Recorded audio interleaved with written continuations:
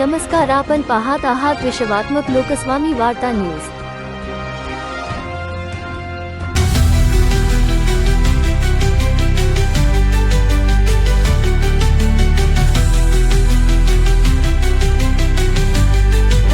नमस्कार।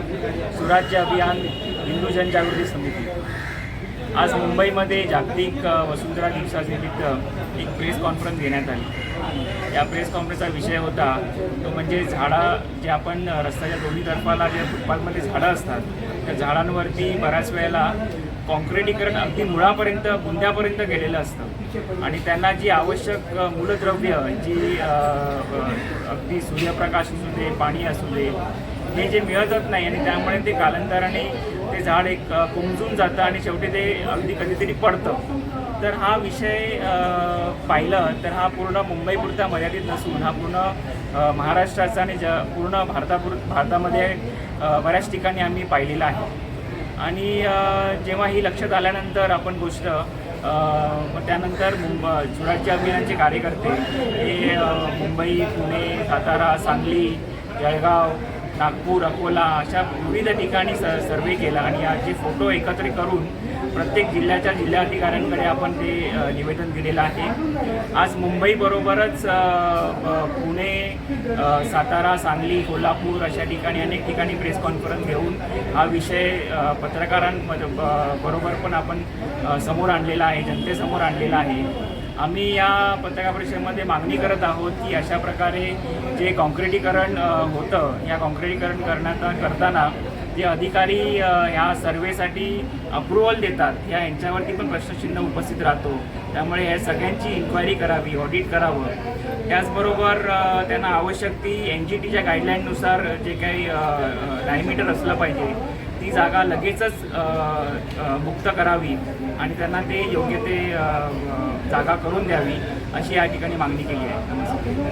त्या पत्रकार परिषदेत वृक्षांचं जे मुळापाशी जे कॉन्क्रिटीकरण केलं जातं तर ते हटवलं गेलं पाहिजे, वृक्षांना मोकळा श्वास घेता आला पाहिजे या संदर्भात होती। या संदर्भात आम्ही सांगू इच्छितो की मुंबई महानगरपालिकेने वृक्ष संजीवनी नावाची एक मोहीम चालू केली होती आणि कॉन्क्रिटीकरण हटवणे असा त्यांचा उद्देश होता। आमचा हाच प्रश्न आहे की मुळातच हा गळा किंवा ही जी वृक्षांची मूक हत्या होते आहे किंवा गळा घुटला जातो आहे, तर ह्या गळा घुटण्याला, मूक हत्येला जे अधिकारी जबाबदार आहेत, जे कंत्राटात जबाबदार आहेत, तर त्या कंत्राटदारांवर काय कारवाई केली आपण, त्याच्या जी मोहीम आहे ती आपण का राबवत नाही? लोकांना आपण पूर्णपणे जो डाटा आहे, थर्ड पार्टी डाटा आहे, तो आपण का उपलब्ध करून देत नाही? नेमकी आपली SOP काय आहे? जशी वृक्ष संजीवनी मोहीम आपण घेत आहात तर त्या बदल्यात आपण हे का नाही जाहीर करत आहे की आम्ही ही SOP बनवली किंवा आम्ही दोषी अधिकाऱ्यांवर, कंत्राटदारांवर कारवाई केली? आमचं एकच सांगणं आहे शासनाला की मुंबईमध्ये खूपच तापमान वाढत चाललेलं आहे आणि ज्या अधिकाऱ्यांनी, ज्या कंत्राटदारांनी हे जे कॉन्क्रिटीकरण केलेलं आहे, कुठेही जा, कुठल्याही रस्त्याला जा, मुंबईमध्ये जा, नवी मुंबईमध्ये जा, ठाण्यामध्ये जा, रायगडमध्ये जा, प्रचंडपणे असे सिमेंटचे बसायला असे बनवलेले आहेत। वृक्षांना श्वास घेता येत नाही, मग हे वृक्ष पडतात।